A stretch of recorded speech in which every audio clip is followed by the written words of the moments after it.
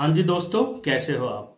जैसे मैंने पहले कहा था कि ईरान और पाकिस्तान के इस लड़ाई के बीच में एक डिटेल एनालिसिस लेकर के आपके सामने मैं आऊँगा। तो वो डिटेल एनालिसिस लेकर के आपके सामने मैं हाजिर हूँ। अब सिचुएशन शुरू होती है कि ईरान जो है पाकिस्तान पे हमला कर देता है। और आज सवेरे की अपडेट ये है कि पाकिस्तान ने भी ईरान के ऊपर हमला कर दिया। क्योंकि ईरान और पाकिस्तान के बॉर्डर की सिचुएशन ये है कि वहां पे धड़ल्ले से स्मगलिंग होती है। ईरान से पेट्रोल डीजल पाकिस्तान में इतना स्मगल होता है कि लोग वहां से बाइकों में और गाड़ियों में पीपे भर भर के लाते हैं। ठीक है जी। आधा ईरान पाकिस्तान के अंदर घूम रहा होता है और आधा पाकिस्तान के लोग ईरान के अंदर घूम रहे होते हैं, ये स्मगलिंग के चक्कर में। अब मुझे ये चीज समझ में नहीं आती कि जब ईरान की पाकिस्तान में इतनी एक्सेस है तो पाकिस्तान के ऊपर ईरान जो है वो रॉकेट और मिसाइलों से हमला क्यों कर रहा है। वो चाहता तो अपने सैनिक भेज करके या सैनिक की एक टुकड़ी भेज करके जो भी प्रॉब्लम है या जो भी इंसर्जेंट या टेररिस्ट ग्रुप है उनके ऊपर अटैक कर सकता था। अब ईरान जो है वहां पे रॉकेटों और मिसाइलों से क्यों हमला कर रहा है। और पाकिस्तान का रिप्लाई वो और मजेदार कि भैया क्या हुआ, तो जी 2 बच्चे मरे हैं। मतलब ईरान जो है टेररिस्टों के ऊपर अटैक कर रहा है और मर कौन रहे हैं, बच्चे। ये पाकिस्तान की पुरानी आदत है विक्टिम कार्ड खेलने की। ठीक है जी। ये पाकिस्तान की, जब भारत ने भी पाकिस्तान के ऊपर हमला किया था सर्जिकल स्ट्राइक, तब उन्होंने क्या बोला था कि भैया 4 दरख्त टूट गए और 2 कौवे मर गए। इसी तरह से यहाँ पे क्या हुआ जी, और कुछ हुआ नहीं हुआ, बस 2 बच्चे मर गए। मतलब पाकिस्तान जो है अपना बड़ा सा एक, जिसे कहते हैं ना, विक्टिम कार्ड लेकर के आ गया। खैर एनीवे, अब मेन एनालिसिस इसके ऊपर करना है कि ईरान ने पाकिस्तान के ऊपर मिसाइलों और रॉकेटों से हमला क्यों किया, जबकि वो चाहता तो अपनी सैनिक टुकड़ी भेज के भी कर देता। तो मेरे को ये समझ में आता है, या मेरी अंडरस्टैंडिंग ये कहती है कि ईरान ने पाकिस्तान के ऊपर हमला नहीं किया, ईरान ने पाकिस्तान के बहाने यूएसए को टारगेट किया है। सबको पता है कि इंडियन कॉन्टिनेंट में यूएस का सबसे बड़ा पप्पू कौन है। जी हाँ, मैं इसे इंडियन कॉन्टिनेंट ही कहता हूं, मैं उसे साउथ एशिया कुछ नहीं कहता। सबको पता है कि इंडियन कॉन्टिनेंट में यूएस का सबसे बड़ा प्रॉक्सी जो है वो पाकिस्तान है। और ईरान जो है पूरी तरह से यूएस के पीछे पड़ा हुआ है। तो पाकिस्तान को तंग करके या पाकिस्तान के ऊपर अटैक करके इजराइल और ईरान वाले कन्फ्लिक्ट के साथ साथ ईरान जो है वो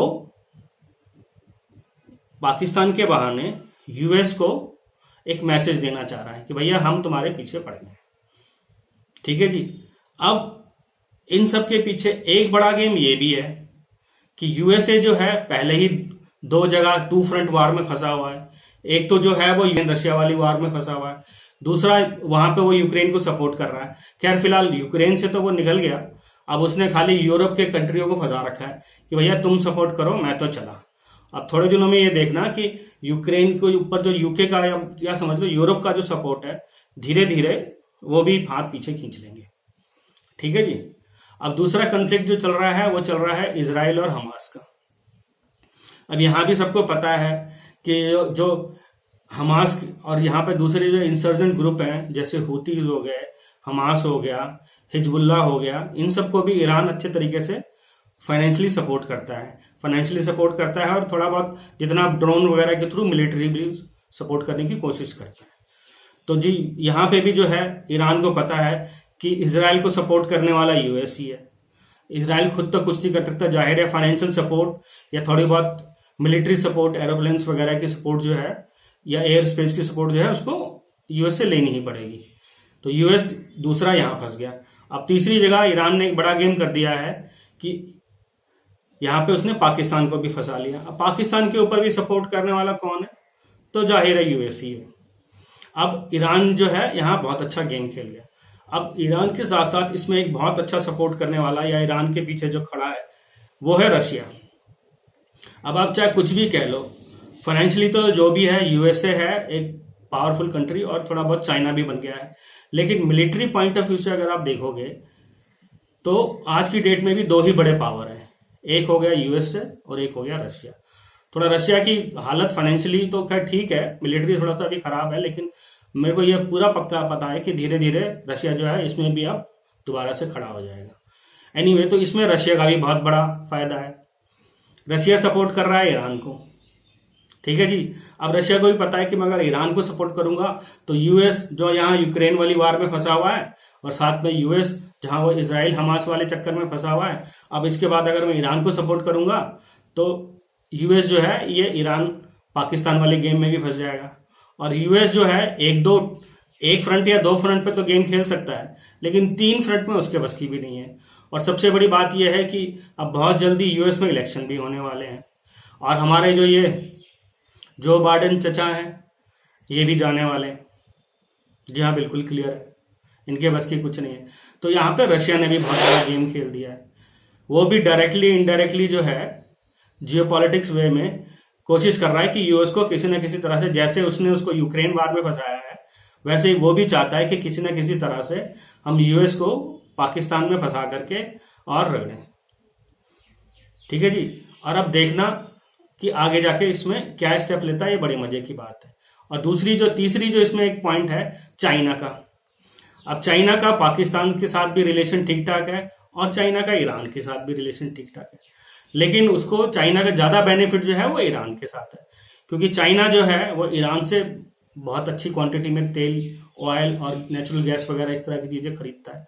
जाहिर है चाइना को भी अपना बेनिफिट देखना है, लेकिन पाकिस्तान में भी उसकी थोड़ी बहुत इन्वेस्टमेंट है, देखते हैं चाइना किसका साथ देता है। ठीक है जी। तो ये है मेरा इन डेप्थ एनालिसिस। और इसमें एक पॉइंट और भी है, अब इसमें भारत ने क्या करना है। मैं तो कहता हूं भारत को कुछ भी करने की जरूरत नहीं है भैया, अपना दूर बैठो, अपना दूर से उन लोगों की लड़ाई देखो, अपना हाथ सीखो। ठीक है जी। हमें कुछ नहीं लेना, चाहे इजराइल ईरान लड़े, चाहे इजराइल हमास लड़े, चाहे ईरान पाकिस्तान लड़े, हमें कोई मतलब नहीं है। हमें बस अपना बिजनेस इंटरेस्ट देखना है।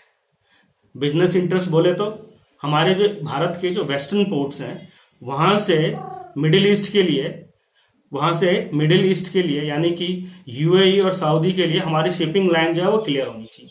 वहां पे कोई डिस्टर्बेंस नहीं चाहिए। वहां पे कोई तुम्हारा ये यूथी हो गया या कोई भी इंसर्जेंट ग्रुप या पायरेट्स हो गए तुम्हारे जो है सोमालिया के, इन सब लोगों की डिस्टर्बेंस नहीं होनी चाहिए। हमें बस वो चीज क्लियर चाहिए। उसके बाद तुम साले चाहे मरो, झगड़ो, पिटो, हमें कोई मतलब नहीं। इंडिया को या भारत को अपना इंटरेस्ट देखना चाहिए। ये है मेरा एनालिसिस इस सारी सिचुएशन के ऊपर। आपको कैसा लगा आप हम मुझे कमेंट में बताइए, और अगर आपको ये एनालिसिस अच्छा लगा तो लाइक करिए। और अगर आप चाहते हैं कि ये इन्फॉर्मेशन या ये बातें और दूसरों को भी पता चले तो उनको भी शेयर करिए। Thank you very much.